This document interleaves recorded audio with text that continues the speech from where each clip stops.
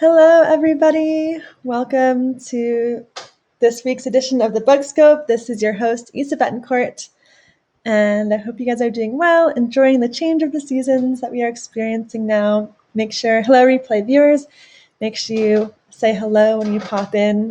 And yeah, today we have a special guest who I will introduce in a moment. Before we begin, hello, Yassine. Hello, Martin. Hello, Frank and Robert. Welcome. I appreciate you guys here coming in. Hello, Walt. I want to share with you guys some big news that now we have a schedule that is online if you haven't seen it already for where you can find upcoming broadcasts.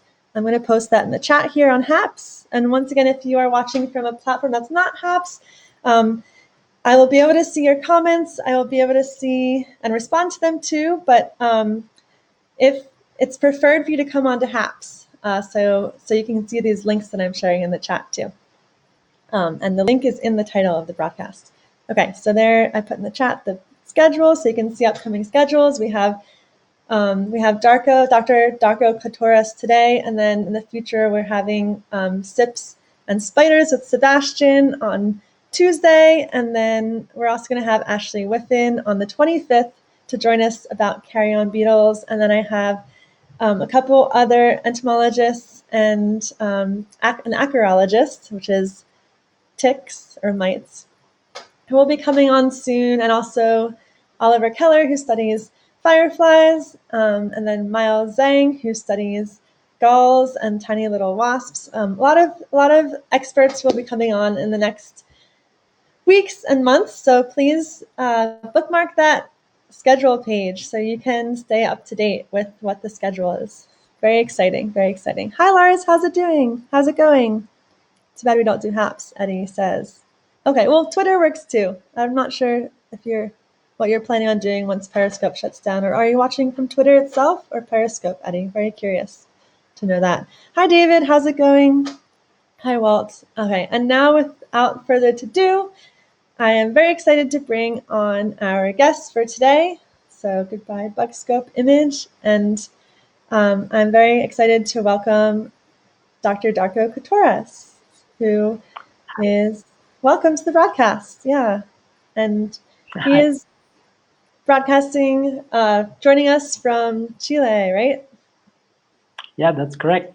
Yeah. So will you tell us a little bit about yourself then, Darko? Yeah, so I'm an evolutionary biologist, currently a research associate at the California Academy of Sciences.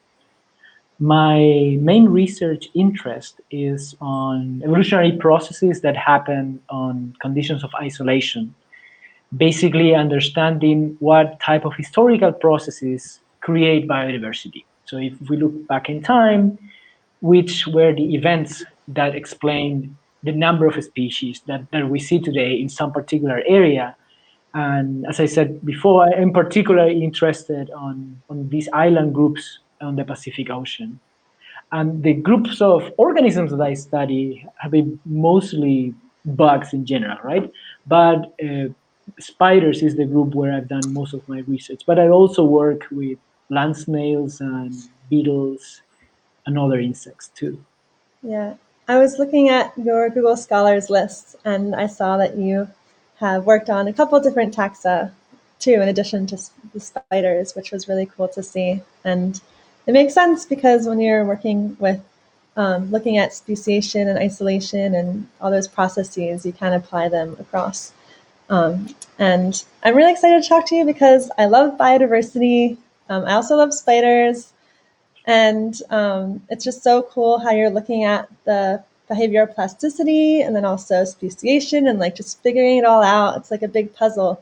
And then, of course, there's the super awesome, and for our audience members, we're going to dive a bit into hearing about the paper that Darko recently published that addresses a bunch of these topics where they solve this question of like, is it behavioral differences and preferences, or is it actually different species among these spiders with these different traits, web building traits or web building habits, or they figured out what it was basically. But I won't reveal yet what it is. I'll let Darko do that. But what's also super cool is that I got connected with Darko through my sister Ileana, who some of you guys might know too, right? You guys met in California?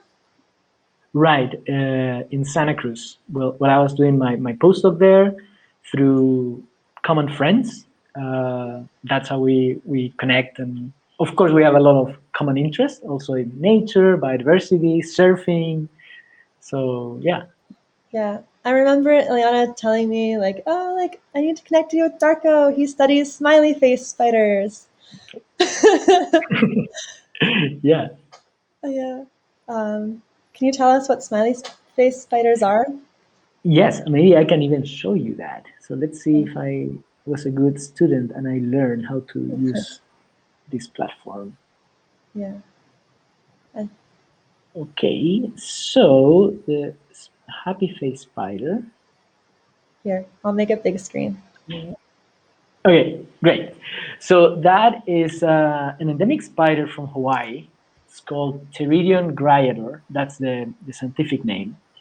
It's very interesting biologically and also kind of very cute. It has, if you see the abdomen, it does have like a little smiley face. These spiders were discovered in at the beginning of the 20th century, so they are known to science for a long time. But it wasn't until maybe the 70s or 80s when people realized that they're incredibly diverse. So this happy face that you see in the abdomen is just one of more than 20 variations that this species has. And the spider is present on different islands in Hawaii: Oahu, Molokai, Maui, and the Big Island. And in all the islands, they seem to have colonized sequentially. So starting from Oahu, the oldest of this group, and then jumping down the chain. And in all the populations, they have very similar proportions of the different variants. So you can think of the variants, the variations in the abdominal designs as the color of our hair or our eyes or skin. It's just a very evident somatic trait. The happy face, as I said, is just Well, one of wait, them. The can I raise most my common, hand? yes, Do you mind if I raise my hand to ask questions when you use big words?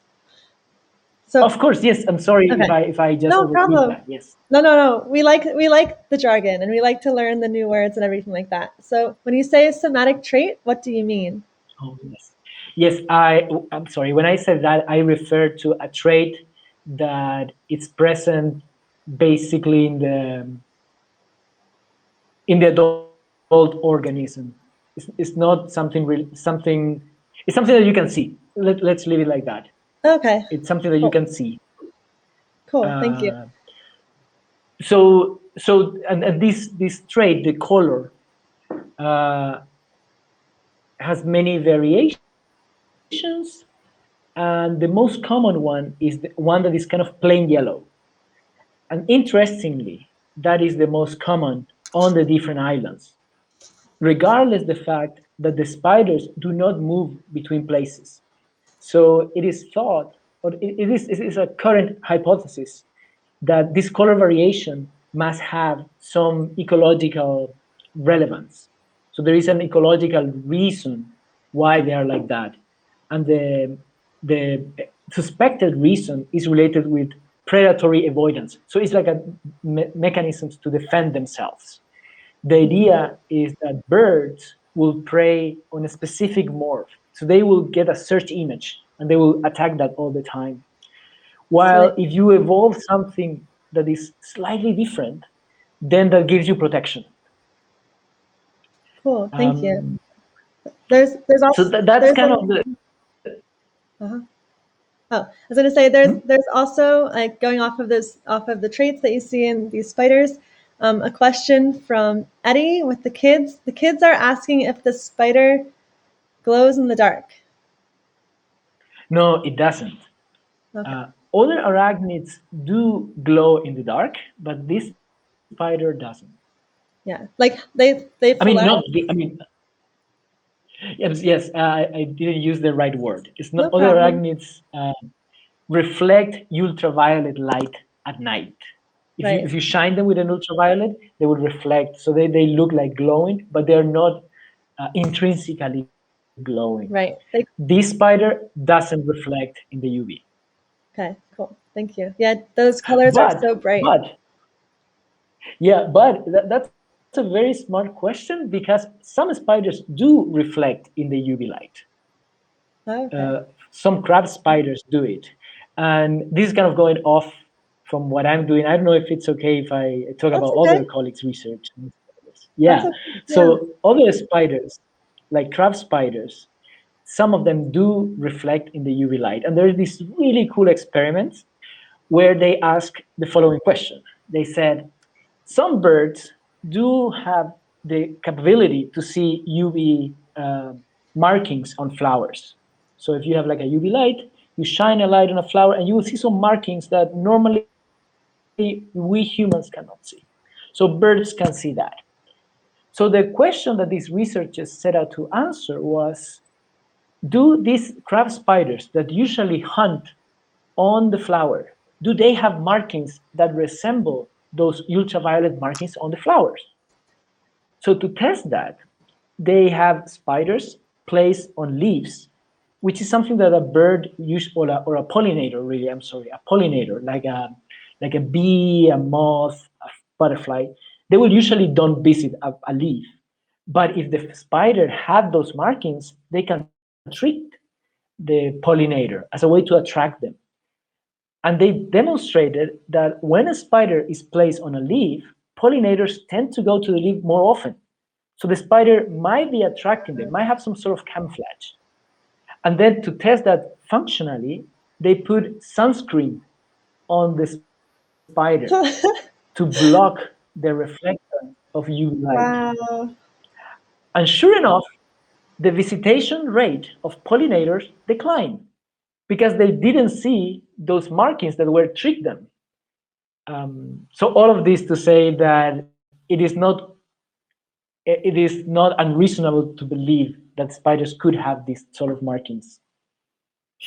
That's so cool. That whole other world. Yeah. To dive into. Yeah. Thank you for the super clap. Great. And another thing that I would like to mention about the happy face spider is Sure. we have this guy, the Hawaiian happy face spider, but it is not the only happy spider in the world. And let me find the picture. We have also this other guy, and let's see if we can have both pictures together. Yes. So this other one, the one with the gray background, it's a spider that also has a happy face, and it is placed on. It lives in the Juan Fernandez Islands, which is another volcanic archipelago on the South Pacific.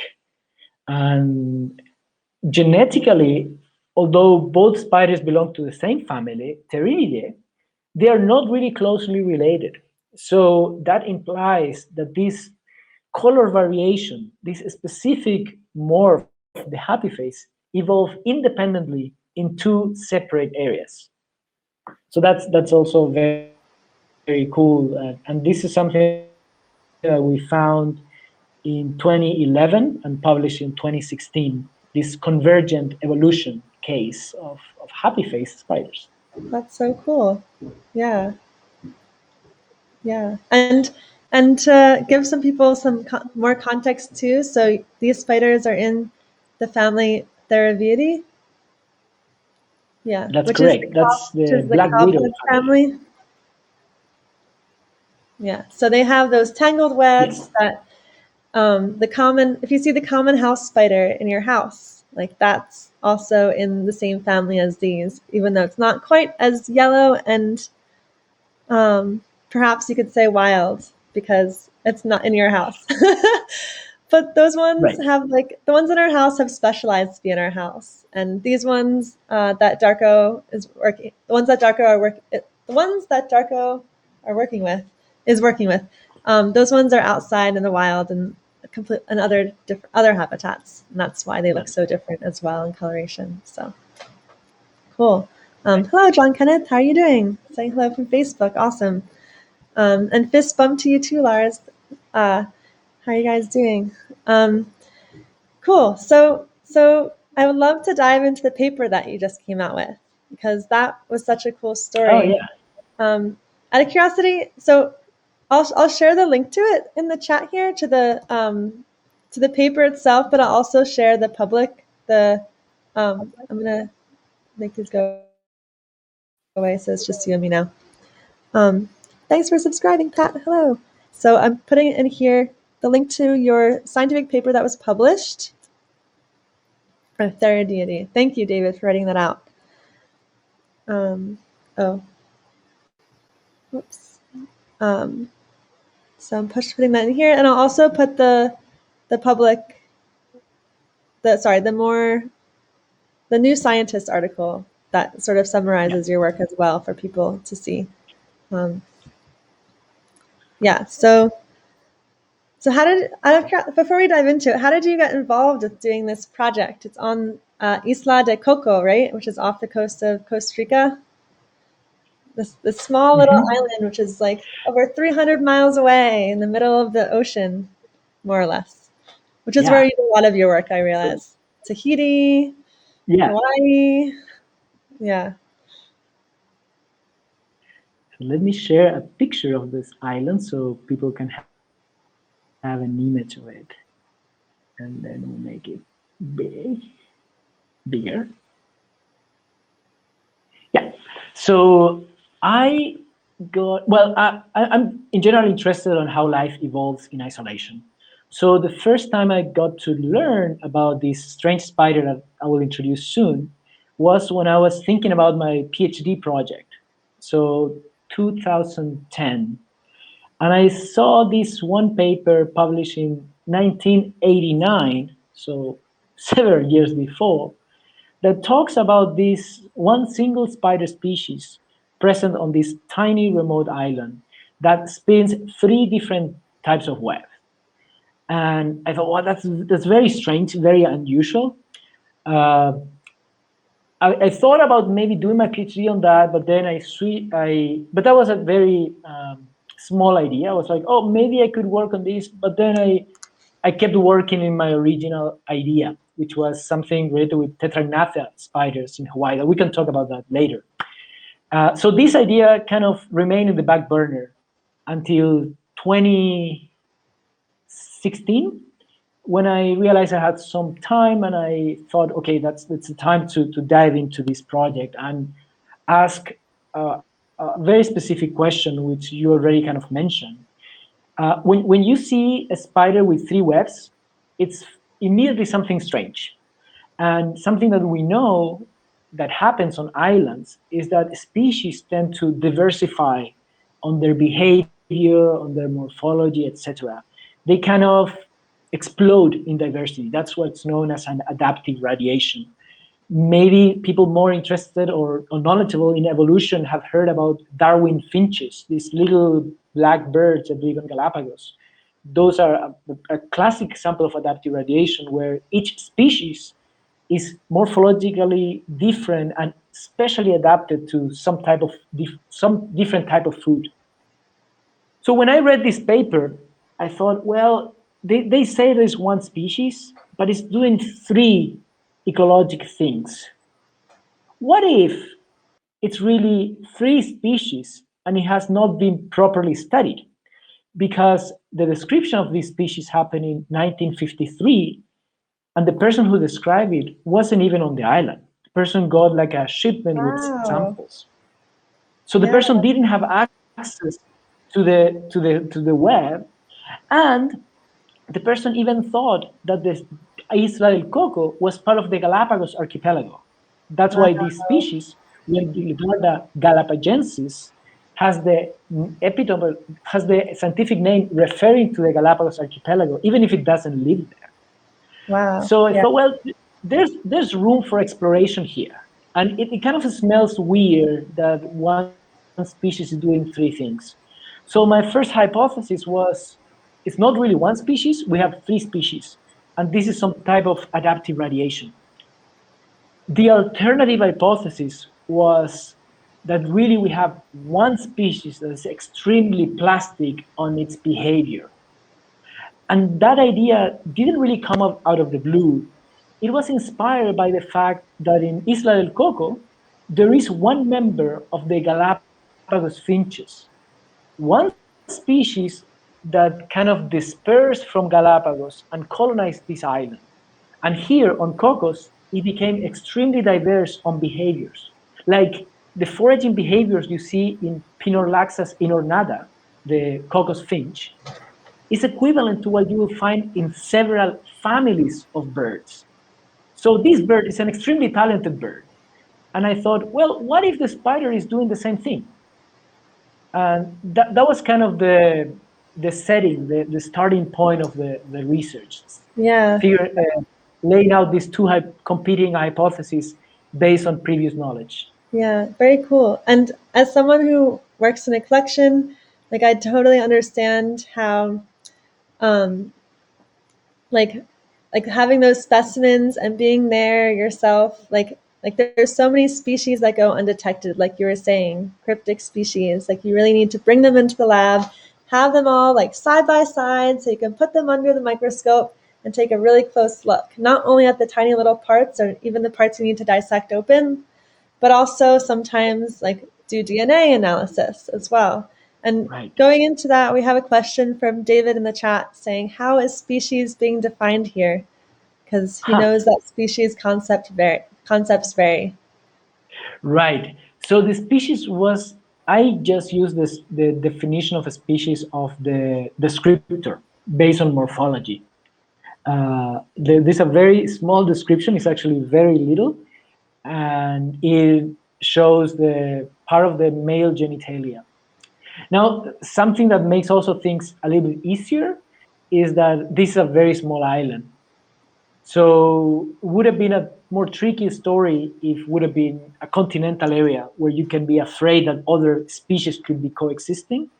So here, if the expert says that there's one, that's our starting point. We say, let's assume it is one, and then test that with genetics analysis and behavioral experiments in our case. That's what we did. Awesome. So let's let the story continue. Sure. So after kind of figuring all these things out and getting the funding and preparing the field work, which is, as we were talking, is at the beginning, that's enough for a whole different episode. So let's just jump into, I got the money, got in the boat, went to the island, which is make a very long story extremely short. We get to this place, and I'm going to share another picture just to give a sense to the people about what it's like Isla de Coco. And I'm going to put this one. So Isla de Coco is 24 kilometers square, very little. It has, it's extremely rainy. It's more rainy some years than Mount Waialeale in Kauai or Pukukui in Maui. I'm talking about more than 7 meters of water a year. Among the wettest places on Earth, that's kind of the wettest is around 10 meters, but 7 is still a lot. This island has pre-montane rainforest at the bottom, and at the high elevation, above 400 meters, up to 600 meters, we have cloud forest, which is really remarkable to find cloud forest at this low elevation, like 400 meters. Usually, like in Costa Rica, you will find cloud forests at 1,200 meters, so like 3 times higher. But because of the amount of rain and the constant cloud cover, it can sustain this ecosystem here. So when I was here, the first challenge was to find the spider, because since the paper in '89, nobody really has recorded a spider. There were no other studies. And I started looking into water streams, which is the preferred habitat. And here you can see, I'm going to share a picture of more or less how is they collecting. So here, that picture is not from Isla del Coco. That picture is actually from Costa Rica, from the mainland. And I'm using this thing that is called a puffer, which is like a plastic thing where you put cornstarch and then you dust the cornstarch and you're able to see the webs. The Wendelgarda species were described to be minute, like 2 millimeter species, so you will not see them easily with your naked eye, but you can totally catch their webs. And let me share a web picture, and you will realize why they're so easy to notice. So they look like little bridges. These webs are very unique. The genus Wendelgarda is the only genera that spin this type of web. And in Isla de Coco, this is one of the three types. The other one, it's called the terrestrial web, which is very similar, but with the little vertical lines going down to dry land. And the other one, the aerial, corresponds to horizontal lines that are attached to vegetation. So I was looking for these three different types of webs, and fortunately I found them, and the species was actually quite abundant locally. Like the streams where you can find it is very common. And after getting the animals, went back to the lab. In this case was a collaboration with Sasha Mikheyev at Okinawa Institute of Science and Technology. We did DNA sequencing, and we were able to demonstrate that despite and regardless the type of web, all the specimens were kind of the same genetic unity. So different webs, but the same species, the same big population. A second step on this research was to go back 2 more times to the island and do behavioral experiments. And the behavioral experiments were trying to answer the question. Can I do a time out for a moment? Yes. To just admire those webs and how cool they look. They look so cool. And Dan says it looks like a suspension bridge. And we have a couple questions here too, but maybe here, if you don't mind answering them too, but we can save it for later. Okay. Yeah. Sure, let's answer them. Okay, cool. Dan is saying, imagine if the spider is so small, its food must be super small, or is that not necessary? Or not necessarily? What would be super small? Oh, if the spider is so small, its food must be super small too, right? Oh, Question. not necessarily. They eat water striders, which could be several times the size of their body. The ones that live on water eat water striders. The ones that live on land and on the air, there's no clear evidence of what they eat. Most likely, the ones in the air would eat flying insects, and the ones on land walking insects. So there's no direct relationship between size of the spider and their food. That's something that it's strange about spiders because of their web. They are capable to catch prey several times their size. Cool, thank you. Here a little picture of how the spider looks. Maybe we can keep that one on the web for perspective. Oh, okay. Sure.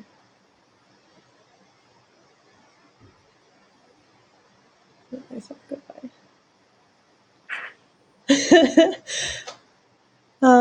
Yes, Pat says they see an yellow-orange spider, so that is the spider that makes these webs. That's correct. Yes. Cool. Yeah. And you can also see the spider on the picture with the web. Like if you look at the center. Oh yeah, there it is. On the center towards to the left a little bit, there's a little brownish darkish dot. That's the spider. For some reason, I thought it would be smaller than that relative to the web. So that's really helpful perspective. Yeah. Thank you. Cool. What's David's asking, what's the black back on the spider? It's the abdomen. It's the structure where, let's make it bigger, is the anatomical structure where the silk glands are, where the gut is also present, the genital pore, it's also present there, the spiracles and bug lungs, which are structures related with gas intake, respiration basically, they're also there. So all of that. Cool. All right. So continue the story, Darko. Sure. So after getting this genetic answer that the spiders are the same thing, the next question to ask was, is the same individual able to spin different types of webs? Because we see that there's no genetic differentiation between different web types, but that doesn't mean that the same individual can do more than one type of web. In humans, we have differences in how we look, and some of them are fixed, like the color of our hair. You don't change the color of your hair through life, but genetically you could look very similar to other humans. So in the spider was kind of the same, but thinking of a behavior, not a characteristic that is permanent and evident to see. So the way of how we tested that, it sounds simple, I think, but it was very difficult to implement, was to do mark recapture of the spider. So we went back to the field. We spotted spiders spinning aerial types of webs and water types of webs. We recorded the original type of web. We took it to the research station. Then, using a toothpick and nail polish, we painted the abdomen with a little drop of yellow, I'm sorry, green or white, depending on the web of origin. And then we brought them back to the field and released them on a different type of environment than the one that we found them originally. That was the experimental treatment. In the control treatment, we brought them back to the same place where they were originally found. And in the course of the next 2 days, every more or less 6 hours, I came back to check what they were doing.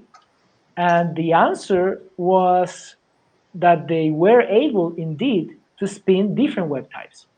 So a spider that was found originally on water was able to spin an aerial web and the other way around.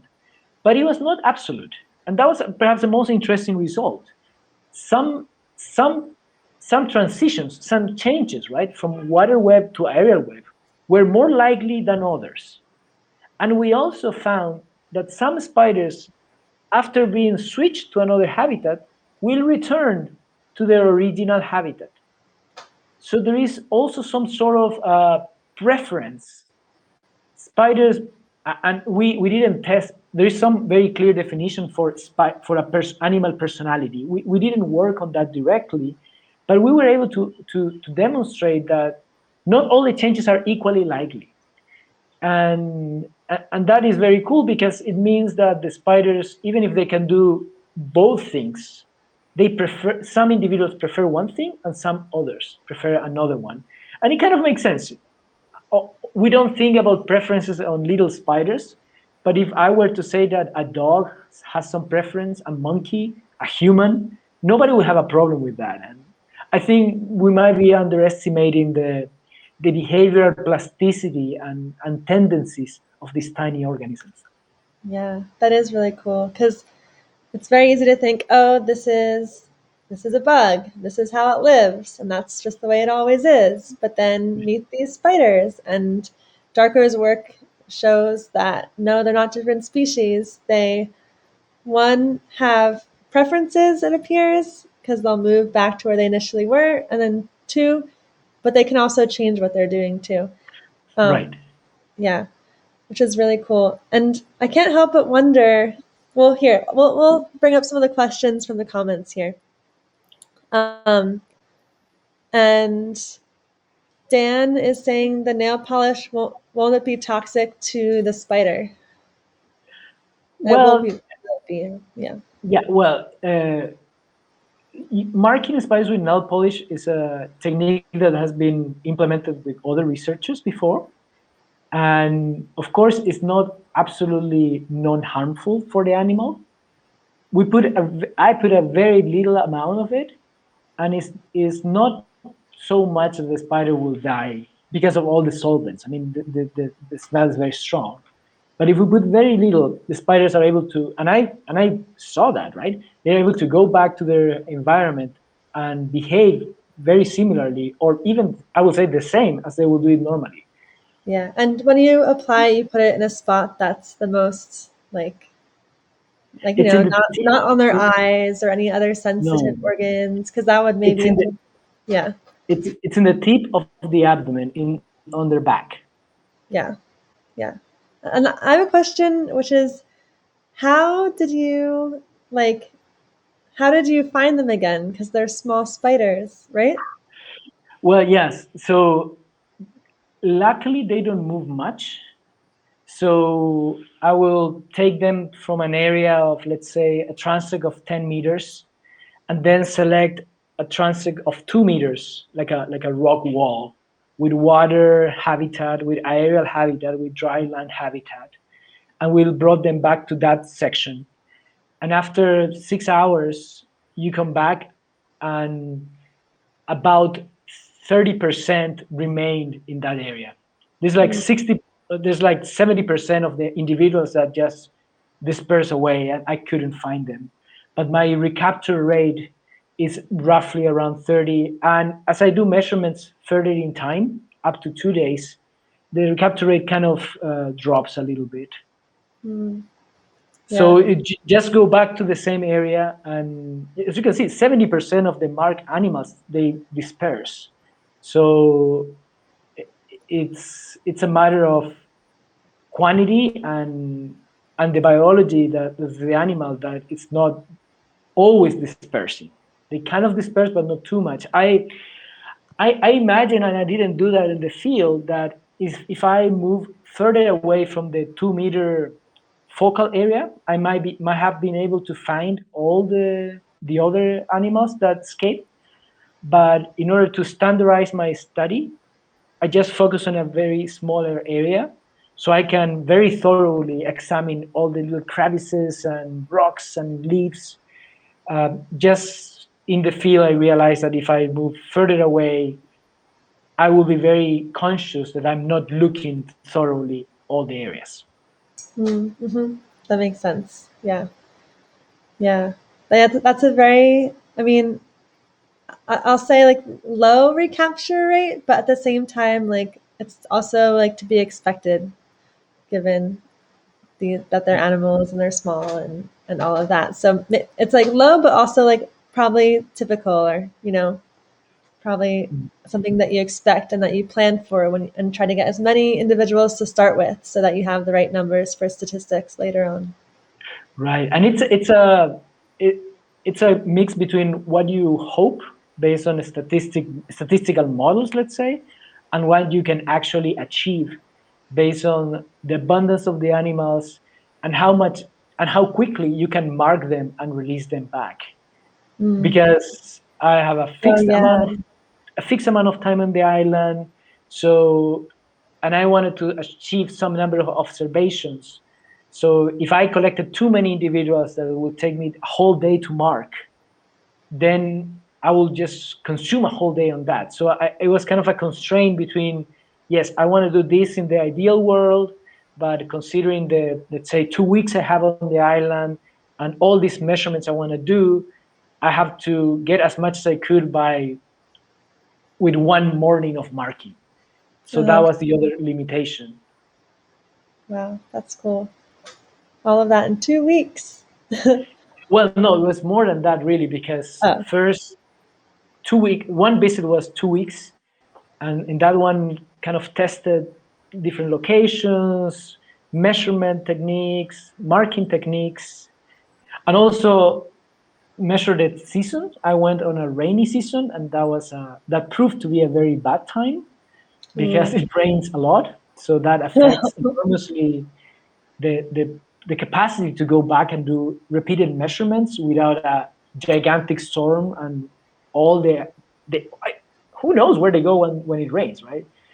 I Yeah, marked many of them, totally. then it started pouring, and I couldn't find them. And of course, they are somewhere, but they might go and hide somewhere. So that was the Yeah. first visit, second visit, and then a third one of other 3 weeks. I implemented the method in a more precise way with what I knew will work well. Hmm. Yeah. Um, yeah, and especially for like since many spiders will catch flying prey, the rain is not very helpful because of that. Right.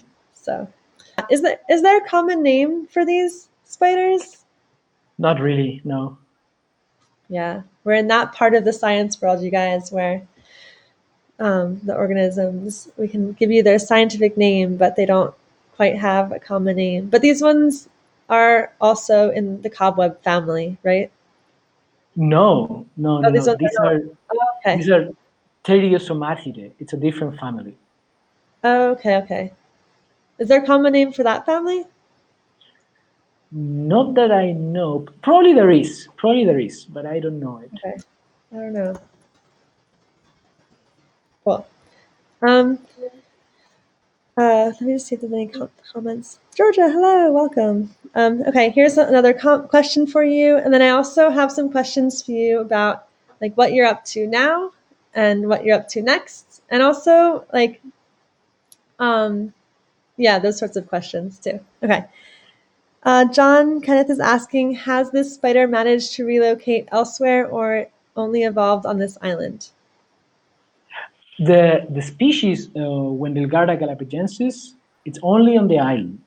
Now, the genera Wendelgarda is distributed all throughout the tropics, especially in wet areas. There are currently about less than 20 species described, but it's a very understudied group. So probably there are way more that I just not described yet. Cool. And David here is saying this is our chance to give the spider a common name. Yeah. And David, the other David Howden is saying, let's call them Darko's multi-web spider. And Pat's saying it's a dwarf spider. I'm thinking, what do you have any suggestions for common names, Darko, based on getting to know the spiders so well during your time on the island? I don't know. I always think of it with its scientific name. Yeah. Yeah, I don't know. I just don't think of. I haven't thought about that. Yeah. Yeah. So you've been thinking about so many other things about these spiders. Yeah. Um, and Lorenzo is suggesting, how about the passion fruit spider? Looks like one to me. Well, the thing is, the picture you see there, it could be any of the Wendelgarda species. From the outside, they all look very similar. So a name like that, the passion fruit spider, could be a common name from the genera, from the genus. I mean, Oh, okay. because they all look very similar. Uh-huh. I'm gonna bring up the web again because it looked so cool. Yeah. So there, for anyone who missed it, this is the spider on its web. Very, very strange suspension bridge looking web. Do the do the does the web just stop at the very surface of the water there? Yeah, And so it it's somehow flowing. it attaches to the water surface. But this is the water type. There are other. I should have uploaded those pictures. There are other three types of webs. But if you look on the paper, did you? I'll share the image again, or I'll Yeah. share the.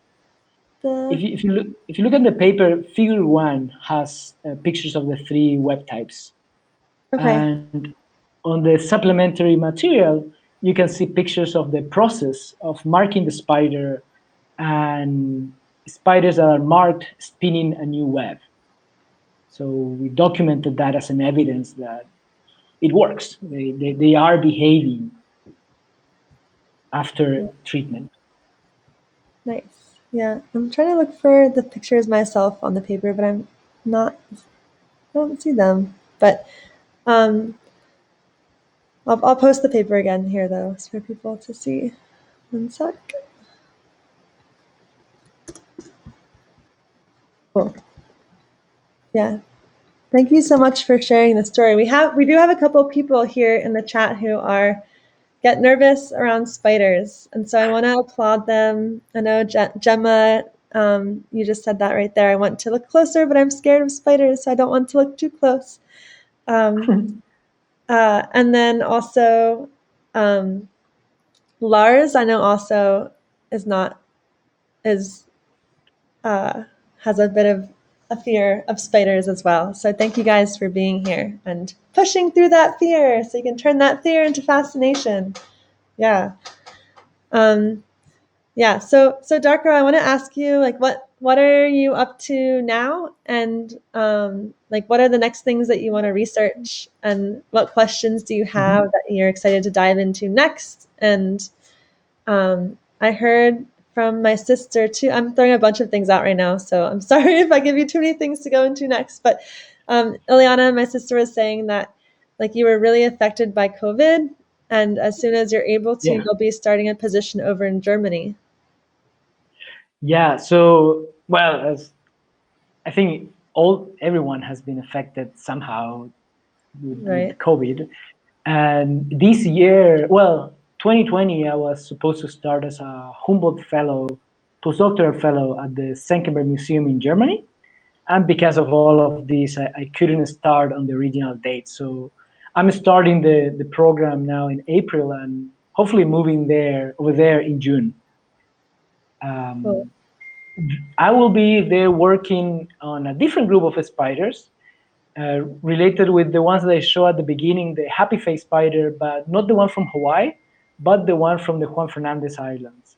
And, That spiders, the genus is called Selkirkiela. It's a genus endemic to the temperate rainforest of southern Chile or southern South America, if you want, the and west coast of the continent. and just to let everyone know, endemic means it's only found in that part of the world. Right, So right. So this group has several species down there, and I'm interested to understanding the general patterns of evolution, doing a taxonomic revision to see if there are more species or if the species are valid, and also place that in a phylogenetic context, which means looking at the evolutionary relationships between the different species. It's kind of neat that it's restricted just to this corner of the continent in South America on the temperate rainforest area, because it makes it more manageable. When something is too widespread, it's hard to get specimens from all over. When it's more restricted, you can get more control if you want. And it has the interesting thing that it has island species, like the one in the Juan Fernandez, but also has continental species. So I can see how the same, let's say, lineage, the same group of species behave on two biogeographic contexts that are quite different. so you can look at the ones that are on the mainland and then see the ones that have traveled, as the title says, the stories of the ones that have traveled to the island, and see what they're up to and what's going on with those differences. Right. And also in southern Chile and in Patagonia, there are several continental islands. Like the Juan Fernandez is a volcanic island, highly isolated. Continental islands are closer to the continent. And there are also species living on the continental islands. So they have like three conditions: mainland, continental island, and volcanic islands. So it adds to conditions where you can see how the same group of spiders responds to. Wait, so you said what I'm sorry, are I said, continental islands? yeah, you have continental islands, volcanic islands, and mainland. So three different biogeographic conditions. Okay. Wait, what is a continental island? Yes, a continent. There are several types of islands. Volcanic islands like Hawaii, Tahiti, Juan Fernandez, they appear from volcanic activity from the bottom of the ocean up. So some place you have just water, and eventually this underwater volcano rose up and turns into new land. A continental island, it's a piece of the continental crust, a piece of the continent that for some process gets isolated, gets separated Oh, from the other continental land. So biologically, the main difference of these two types of islands, among many other things, of course, is that volcanic islands get colonized from scratch. They started as a bare rock, and then the biological community builds up. In the case of a continental island, you have a biological community already established by the time it gets separated. So more than a story of colonization, as it happened on a volcanic island, it's a story of fragmentation. Cool. Thank you. Yeah. That's very fun to think about. And Yeah. yeah, that work you do is so cool. Thank you. Thank you. Yeah.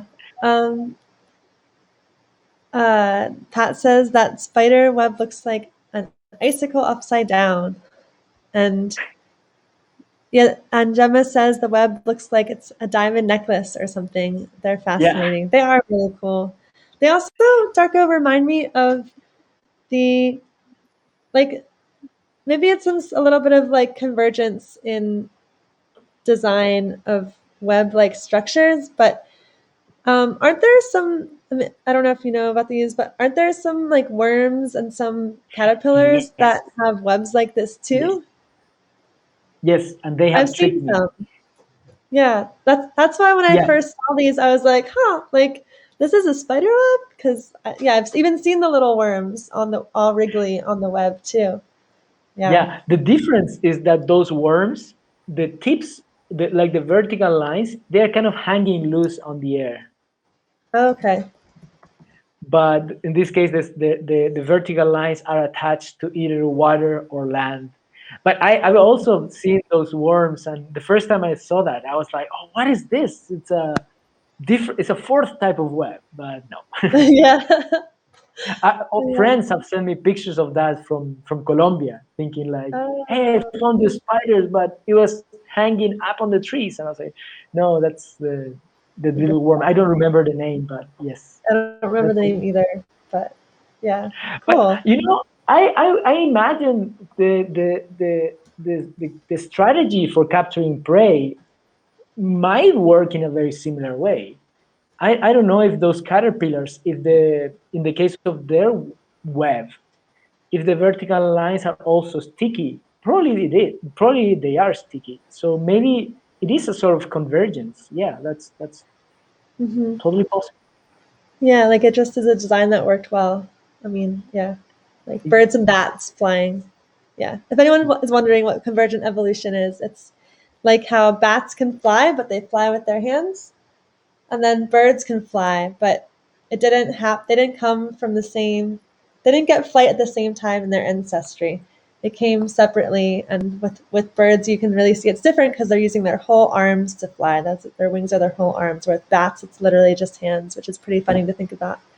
But so here we're talking about how these spiders have these webs that look very similar to these caterpillars, and I think there's a worm that does it too, but I need to like double check that. But so it's really interesting to see these similarities across different taxonomic groups or across different branches of the tree of life. Yeah. So yeah, um, cool. Um, Well, I'm very excited to hear about your journey, and I hope that it doesn't get tripped up and that everything stays on schedule for you. I also had a major project pushed back into next year. My Fulbright National Geographic Storytelling Fellowship in Indonesia was pushed back to from this year to like the next academic year. So hoping that that'll stay on schedule too. Are there other things that you would like to share with us? Because you have a lot of Um, photos over here. So, and that's yeah, the thing with these broadcasts, we get so much content, and then there's so much we want to share, and we can, yeah. yeah. Maybe we can quickly talk about, because we already talk about the Hawaiian species. Okay. Uh, Uh-huh. let's see. Let me share the picture and then we start talking about them here.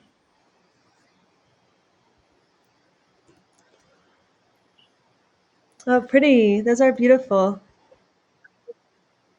Yeah, they are the best. Yeah, so I mentioned before these tetragnath spiders. They are endemic from Hawaii, and it's a similar but different story. So when I start talking about the adaptive radiation and explosive diversification that I wanted to test on Wendelgarda, I made reference to these events where one group turns into several species, all of them behaving differently, occupying different ecological niches. When we say ecological niche, we have to think about basically what the organism is doing in the ecosystem. Like a puma, the ecological niche is related with a carnivore, a hyper predator. So in this context, the Hawaiian spiders of the genus Tetragnatha are different to Wendilgarda because they are indeed several species, many of them.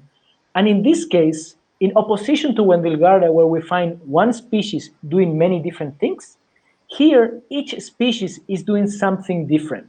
They're more specialized. Like, I like to think about this as what happened with people's jobs on big cities and small towns. On a small town, you will have someone who can work at a grocery store, but also be a mechanic. And then someone who is baking bread, but also a fireman. There's less people, there's less competition. Then you don't need to specialize so much. And also, there's less resources. Now, when you go to the big city, when you move from little Isla del Coco to the gigantic archipelago of Hawaii, now species specialize. When you move to the big city, people get more specialized in their jobs. You do one thing and you do it really well, because if you move 1 feet to the side, then you are competing with someone who's doing the other thing really well. Of course, the mechanism underlying my metaphor with jobs and biodiversity are different, but it's just a way to think about those phenomena. So in the Hawaiian Islands, we have more than 50 Tetragnatha species. Here I'm showing examples from the two main groups. One group is called the spiny leg group. It's a group of spiders that they are active hunters. And the other is the web building group, which is a group where they spin a web and they catch their prey as any other Tetragnatha will do. The spiny leg group, the ones that are active hunters, they're super interesting. They change their behavior first, so they are not using web anymore, so they are hunters. And they also evolve 4 ecomorphologies. An ecomorphology is basically a set of characteristics that are related with the ecology that the organism is experiencing or living. For example, we have the green spider, which is the ones that you see here in green are good examples of that. And they look green and they live under leaves. They're perfectly camouflaged. Then we have the big brown spider and they live on bark. And then we have the tiny brown spider that lives on the twigs of the branches.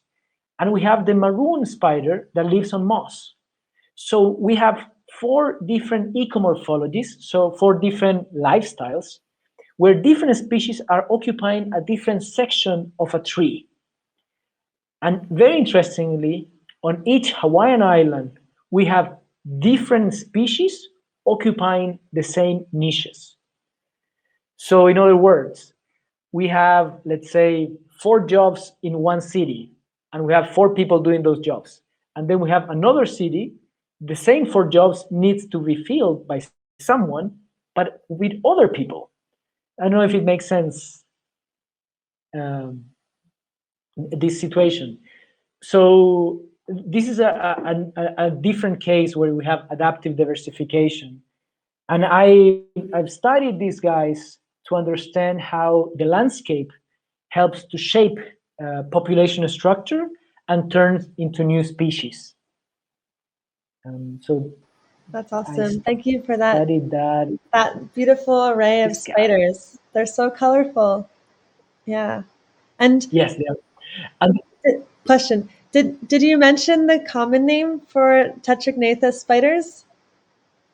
They do have common name. They're called long jaw spiders. Yeah, and this next photo that you brought up is a really good example of why they're called long-jawed spiders. Right. And you point out that they're very colorful, and they are extremely colorful if you compare them with Tetragnatha anywhere else in the world. So they tend to be very dull, kind of brownish, yellowish. The ones in Hawaii are extremely colorful.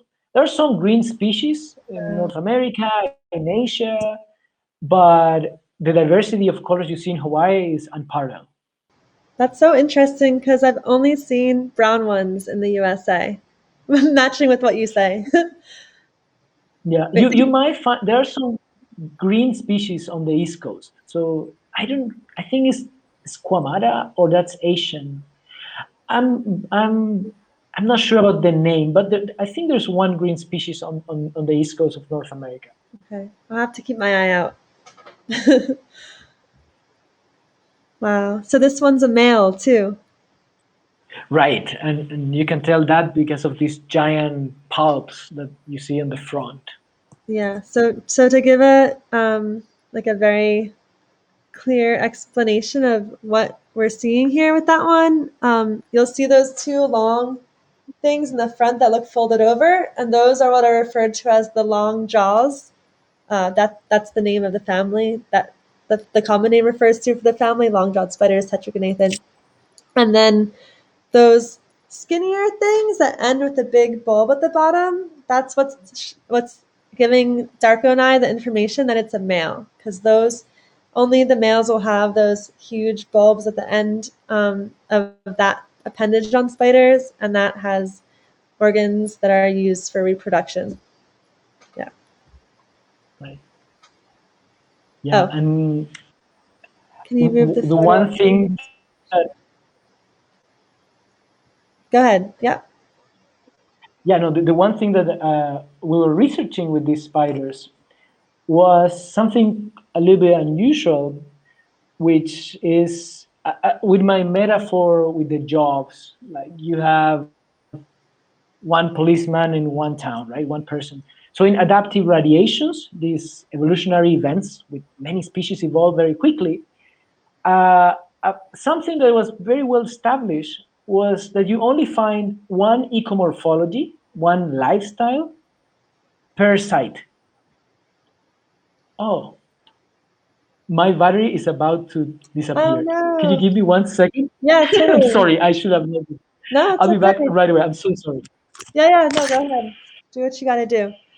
Is that a little okay, better, cool. Yeah, Dan's saying here, I never knew spiders had such an array of I never knew spiders had such an array of colors. And yeah, it is amazing. And it's definitely really cool to see that one photo with them all right next to each other, because it's one thing to see them one by one, but having them side by side. This is why, here, I'll put Darko's screen to the side and make this one bigger again. This is why collections are so great and important. Actually, I do want to ask Darko when he comes back if he's collected from the field and deposited specimens into collections, and what collections has he deposited insects into. Because although the study we were talking about earlier, where he was looking at those spiders on the one that we were thinking of a common name for, on the Isla de Coco, even though he didn't, that wasn't like a collection project exact. Oh wait, it was actually, because I think they looked at the DNA to see if there were different species present.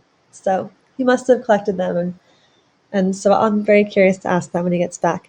It keeps freezing. If anyone else is having problems with that, let me know. Excuse me. But yeah. Thanks guys for joining us today. I think I'll take this moment, and hello John, while Darko is getting his charger, to say that um, there's going to be a casual uh, sips and spiders with Sebastian and Solange. Solange is me; it's my middle name, but I needed to use it for this purpose, for alliteration. Um, that event's going to happen on Tuesday. Very casual, hang out, chat, and talk anything that's somewhat related to spiders. And then on the 25th, we're going to have Ashley Whiffen on, and she's a entomology assistant curator over in Scotland. And here's the schedule so you can see and stay updated. Yeah, it's a really beautiful array of spiders. So there's that. And also, I actually mentioned this in the beginning, and I'm going to do a whole other broadcast kind of letting you guys all know, but I'm raising funds to buy myself a dissection scope. So I'll take this as a commercial break, I suppose, or not, not really commercial break, but support the Bug Scope committee. Shout out, because that the awards that I receive on here and on Periscope too, that that I don't give when the cut that I get that I don't give to the guests, and then the awards that I get during the broadcasts where I don't have guests, all go towards the Bug Scope. And right now they're specifically going towards me purchasing a dissection scope, or stereoscope is what it's called. Darko's back. One moment, Darko. I'm doing a little like a heads up about my campaign with the dissection scope. So one moment. Anyway, so this is my works, my museums, and so I want to get my own. The one that I'm going to be getting is one that has a device that allows me to connect to the computer. This has no computer connection. That one does, and it will allow me to do much more smooth transfers between looking at things up close here and then also like talking with you guys directly. So thank you so much to my Patreon supporters. I've put those funds towards this cause as well. And also David Dunn, wow, thank you so much for sharing that in the chat. And then also for the contribution that you gave to this campaign. And super thanks to Dan as well. And David, one of my Patreon supporters, is David Howden as well, one of my other Patreon supporters, and Frankman. And this is a cause that Hal also contributed to, because I made a little pitch about this over on around New Year's as well. So yeah, thank you guys so much. And that's where my thank you, Craig. Thank you. Yeah, my active sponsor here, and which makes me think Hal was also one of my active sponsors here. He joined when I had mentioned it a couple weeks ago. All right. So yeah, thanks guys. We're getting really close to the goal. It happened so fast, and I was like, wait a second, I didn't even do a specific broadcast live to the audience that I plan to use this with. But I get it. So that was pretty amazing. Okay. Yeah, so all right. So Darko, we're ready for you when you are ready. And yeah, Darko brought a lot of images to share here. Yeah, he has a lot to share, which is awesome. I'm gonna share Darko's. Hi, Darko. Here, let's bring you back on the screen. Hello. Sorry, I should have.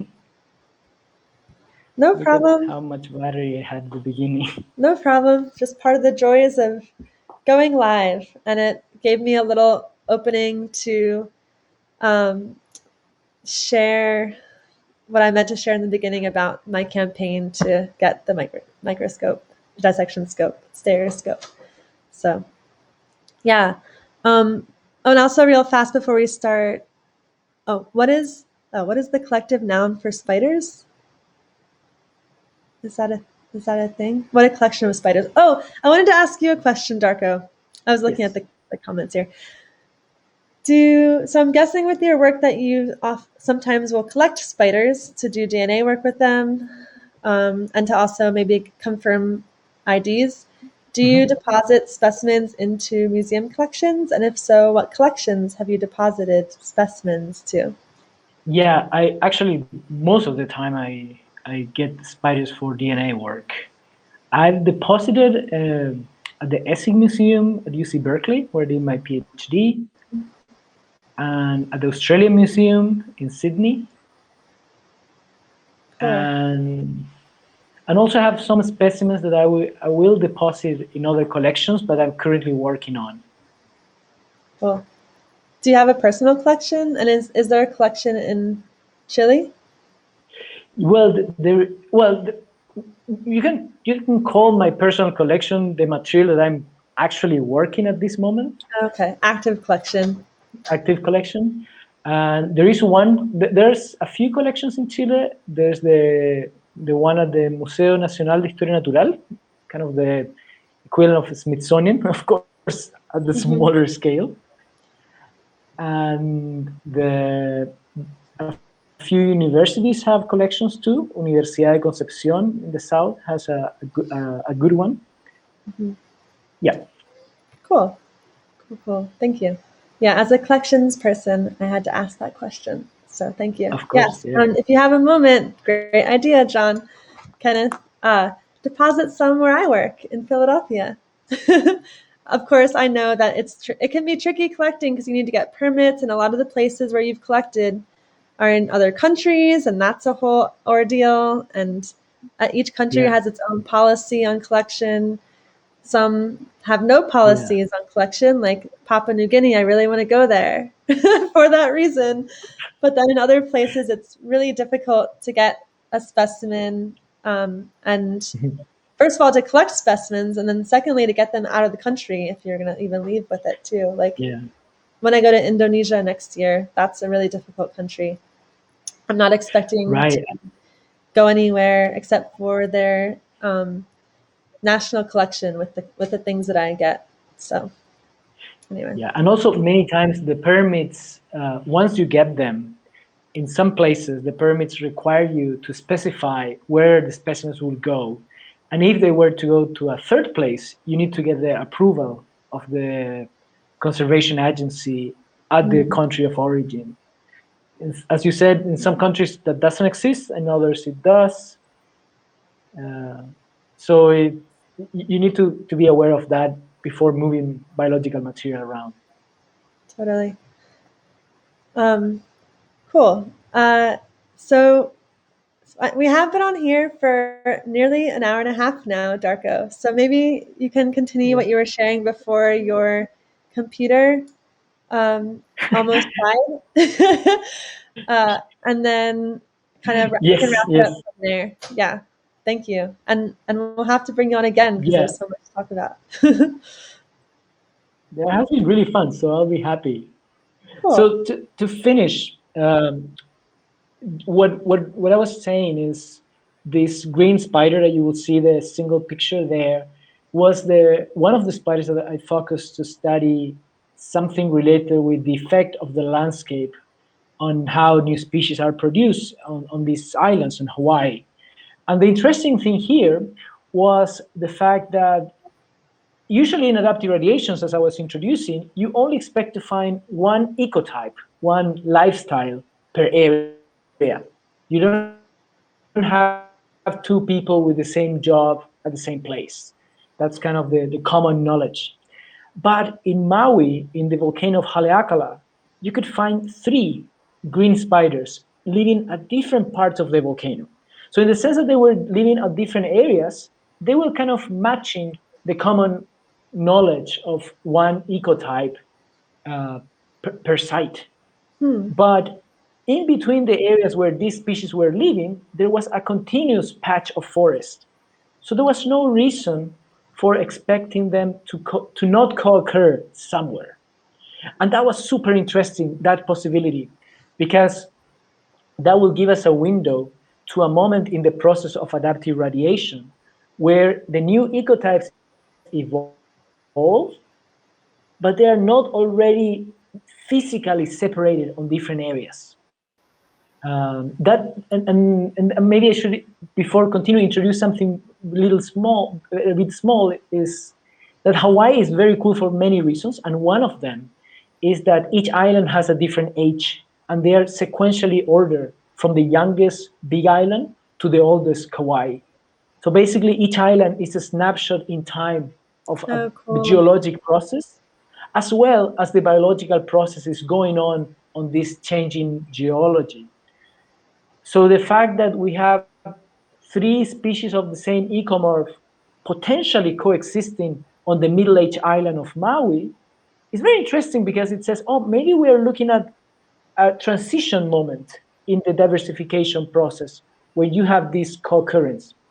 So we went to look at the population structure of these species in Maui Nui, which are all the islands around Maui, as well as the Big Island. And particularly, we survey areas in between the known distributions of these three species.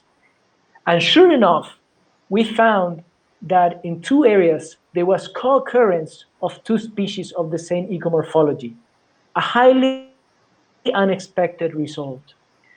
With the genetic analysis, we were able to demonstrate that despite they are very closely related evolutionarily and also very similar ecologically, despite those two factors, they are not hybridizing.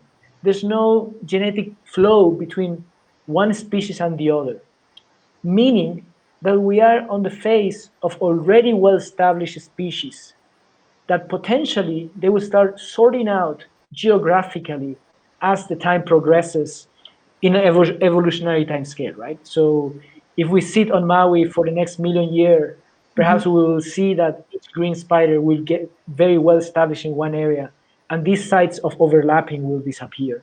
So the cool finding there was to evidence that yes, there is overlapping, but in a very specific time. So that's the Yeah, that's really cool. Yeah.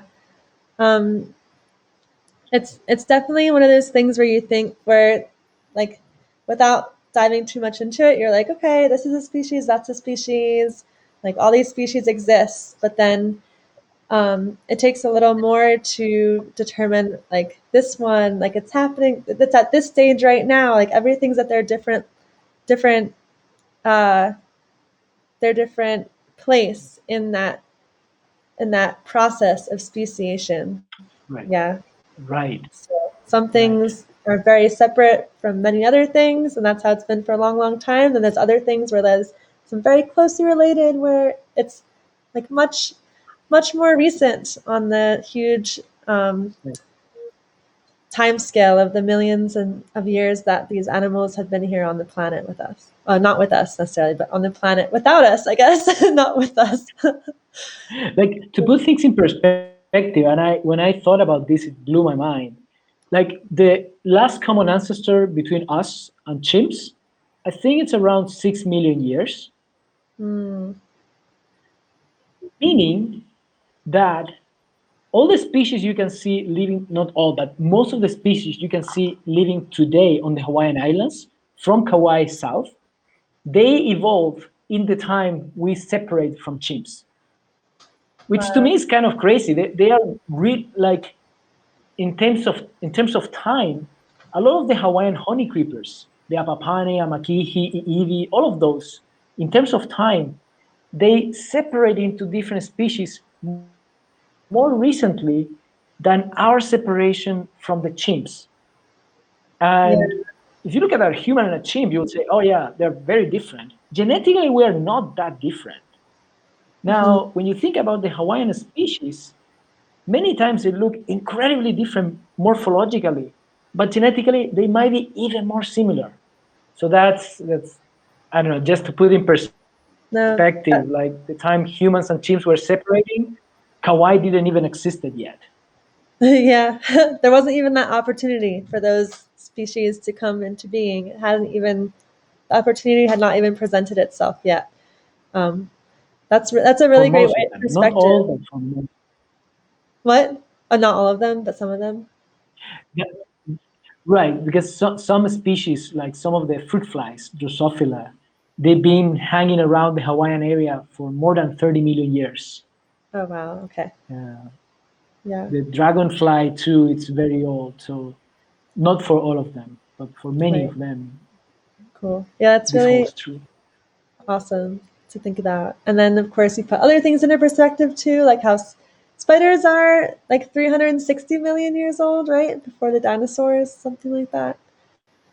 So Yeah, they're kind of number that I'm around that familiar time. with. and just thinking about all these huge numbers that we cannot even wrap our heads around as humans. But it's an amazing place we live in, dear Earth. Yeah. So, yeah. Thank you so much, Darko. I think, oh, David asked a point of clarification question here. Behaviorally separated question mark. I think Yes. that came up when you were talking about um, how the spiders existed in the similar niches, and it was like you were wondering what was going on there. I think that's where that question popped up.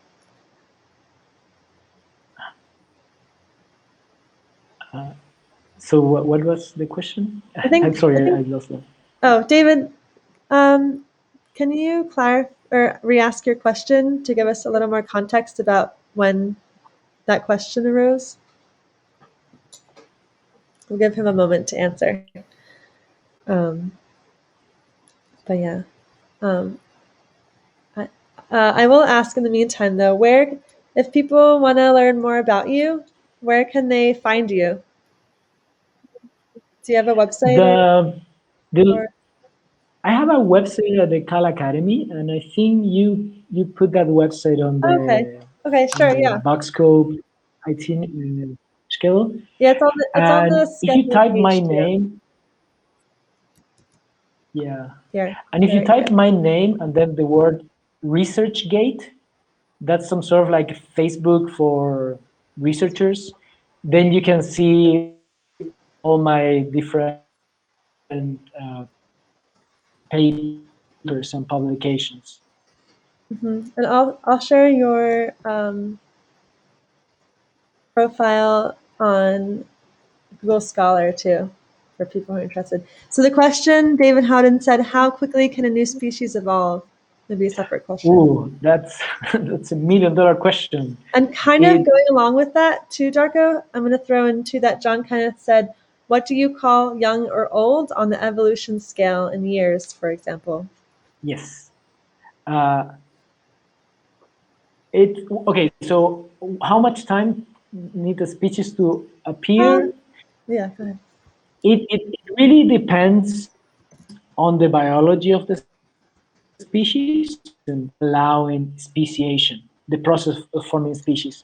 So to give an example, we can have an extremely fast species formation process, like what happens with plants in something called polyploidy, where a plant, for some defect on reproduction, will duplicate the genome. So then suddenly you have a new individual which is genetically incompatible with all the rest of the species. So this new single individual will start a new species. That is extremely rapid, happens in that's one extreme case. Then you can have one generation. Another end where speciation happen incredibly slow, which would be the case of organisms that have very long or other types of all living pines.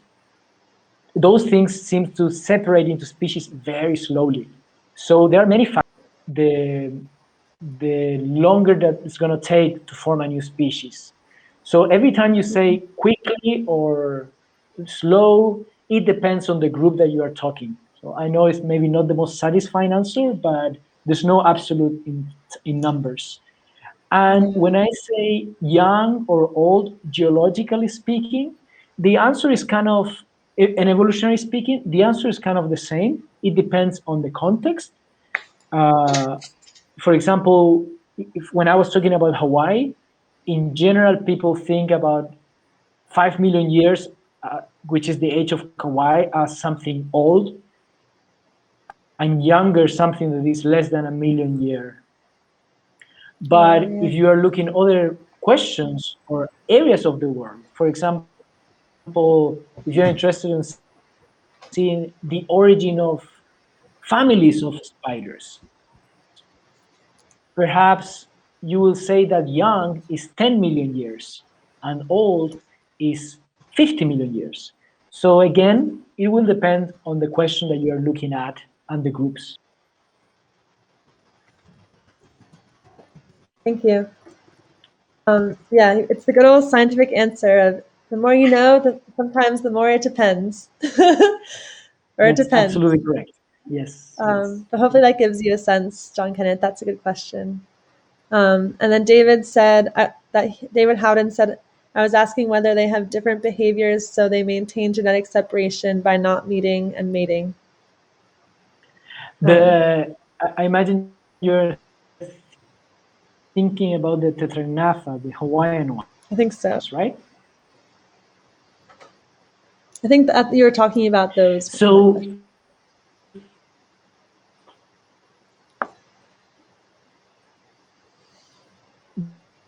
there oh, we're is losing a you a little bit.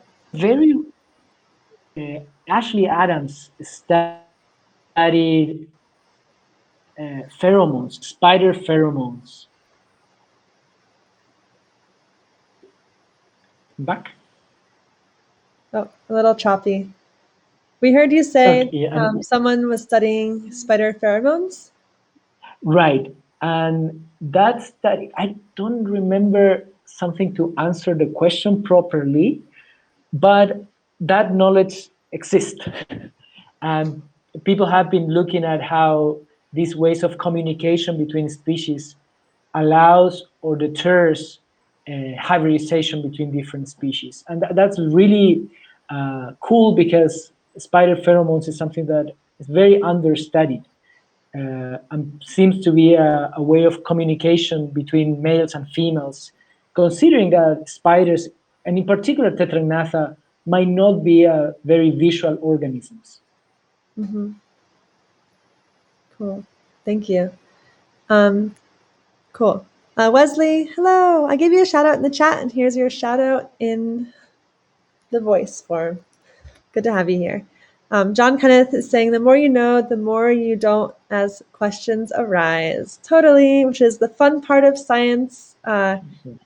We are at the edge of knowledge. Darko is pushing the edge of knowledge to discover new things about our beautiful planet. So thank you so much for joining us, Darko. If anyone has any lingering questions, you can put Thank them you for here having me. in the chat. Yeah, it's been great. Yeah, hopefully we'll have you back on in the future as you continue your scientific journey, because your work is really, really cool. And I love biodiversity, and this is so up in the biodiversity world. So thank you so much for joining us today, and thanks everyone for your questions. Thank you for having me. Yeah. For your questions and everything, and we'll catch you later. Yeah, I think that the broadcast is like getting a little choppy too. So time to head out. Okay. And thanks to you for being so generous with your time. All right. Bye, everybody.